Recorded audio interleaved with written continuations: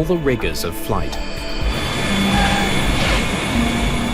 If the airplane is in turbulence in the sky and the whole airplane is being shaken, the engines are being shaken as well, so the pylons have to be very, very strong.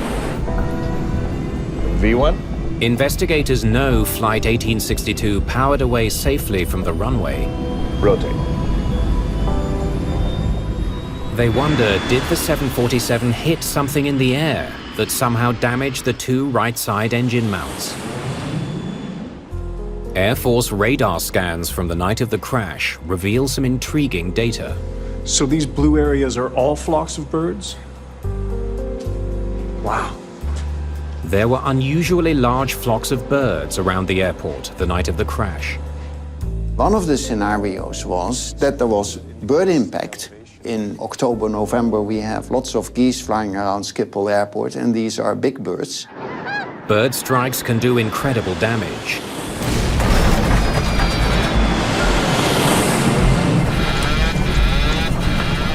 What the hell? Finally, there might be an explanation.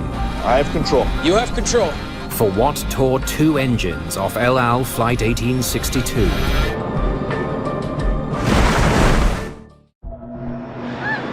To test the bird strike theory, the team turns to the science of light. When exposed to ultraviolet light, blood and other organic remains will glow green. Looks clean. But they can find no green fluorescence on any part of either engine. The investigation is back to square one. Bird impact was ruled out. Fire was ruled out. So basically then the conclusion was it must have been something else. So we know that The media, of course, are putting pressure on them to answer questions. The only trouble is the investigators didn't know the answers either. Then the investigation takes a dramatic turn. Lab results reveal the paint found on engine 3 came from the cone-shaped spinner at the front of another engine.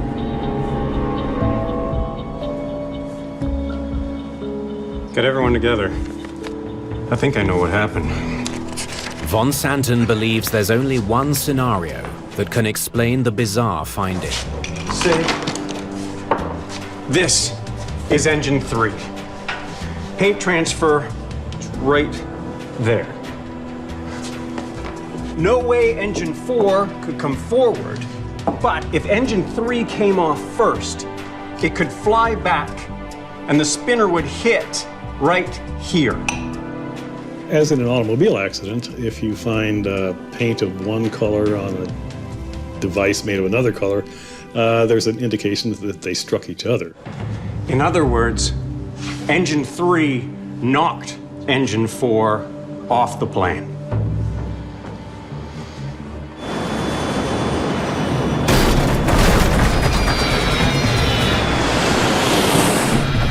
What the hell? The 4-ton engine would have hit with the force of a small bulldozer. So far, what can you tell me?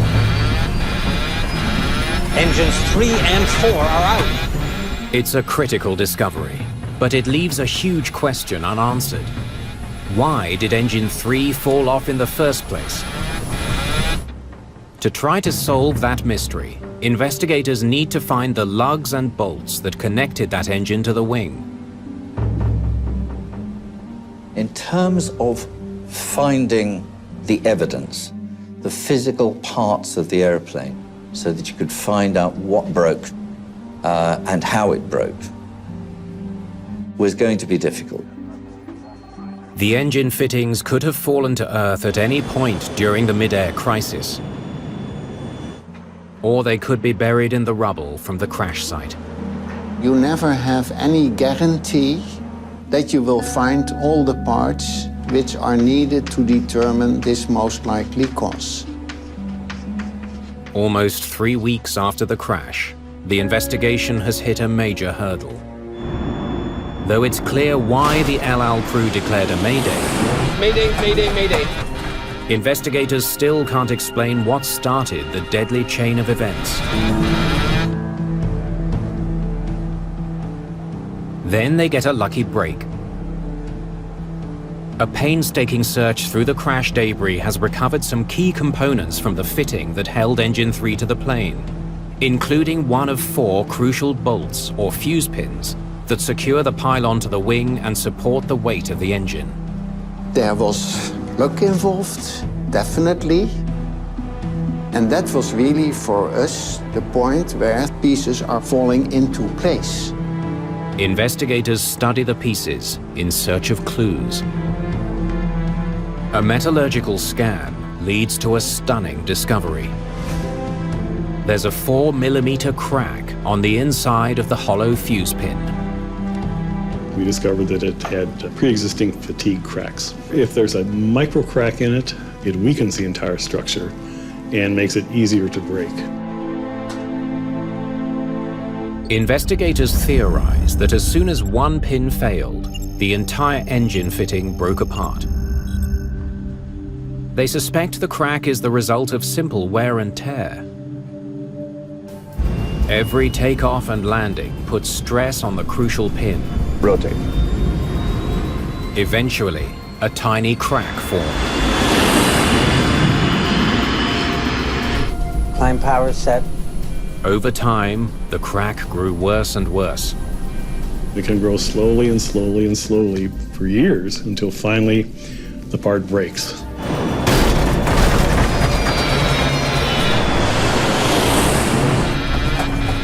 I have control.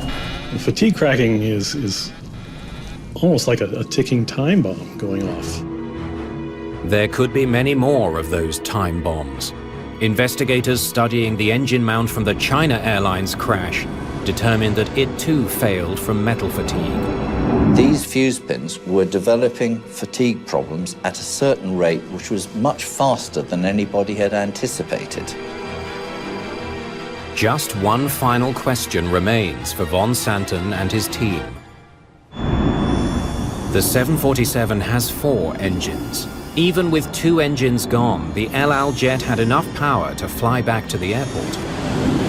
Of course, it's an emergency, half the power, but the aircraft is designed to do it, and we are practicing it in the simulator every time that we are making simulator.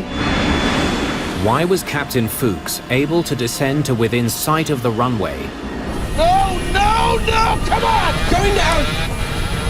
But not able to land?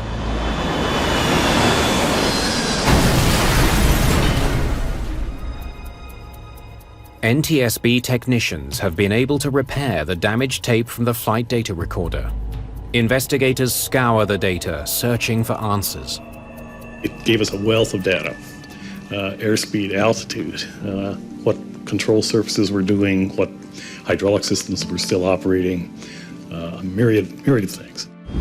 With the new information, Rotate. investigators hope finally to understand why El Al Flight 1862 never made it back to safety. Pim von Santen pieces together the fatal flight. Okay, let's get started. He combines flight data Engines are working fine at takeoff. with the recordings captured in the tower. 0, roger. Engines are looking good. Climb power set. Then, right here, the pylon fails. Engine 3 breaks away.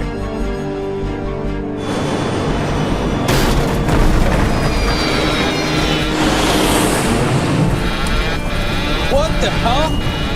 The sound had to be very, very loud, perhaps half a second or so when both pylons failed. Engine 3 moves sideways, tears off the leading edge, and damages hydraulic lines before hitting engine 4. We're losing hydraulics on system 3. No, 3 and 4. Need to level off. Working on it. They have a lot of damage, but they're still controlling the plane. When you've lost half of your hydraulic power, that makes the controls heavier and slower than they were before.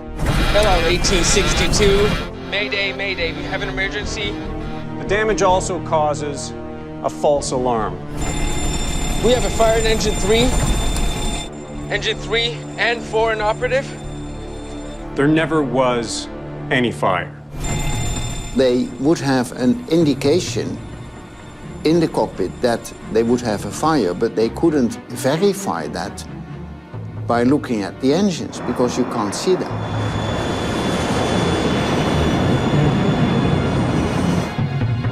They put out their flaps to slow down. Flaps 2.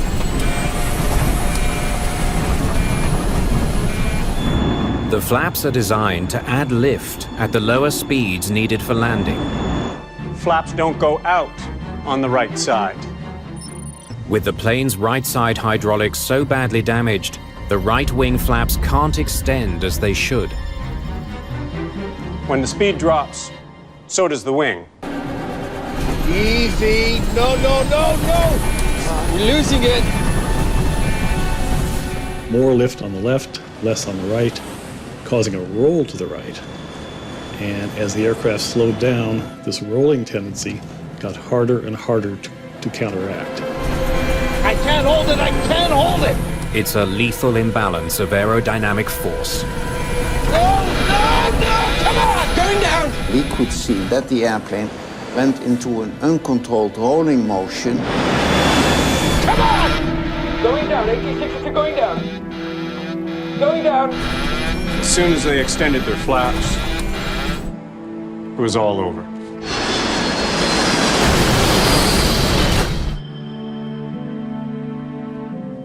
In the aftermath, some wonder what might have happened if the El Al crew had known their true situation. That there could be no engine fire because they had no engines at all on the right side.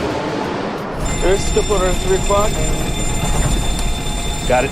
Their only option would have been a desperate one, choosing not to deploy their flaps on final approach. It would have meant trying a high-risk landing at nearly 350 miles an hour. The likelihood of the airplane and the crew surviving and landing at that speed, which is more than twice the speed that airplanes normally land at, the likelihood of their surviving was practically zero. 43 dead because of one small part.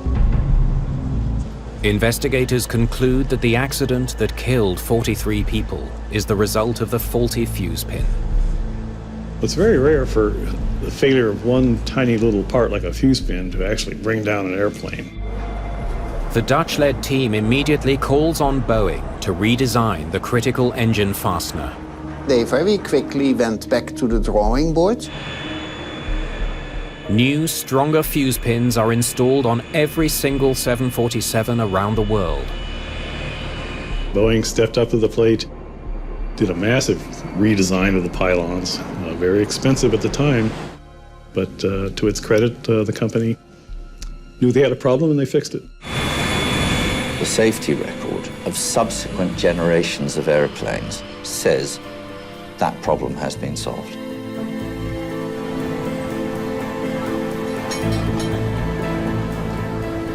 Today in Amsterdam, there's no sign of the jagged wreckage that once scarred the Bijlmermeer apartment complex. But the painful memories of the El Al disaster will never be erased. The aircraft, the building, everything can be rebuilt or restored, but the lives are the most important things. So this is a tragedy.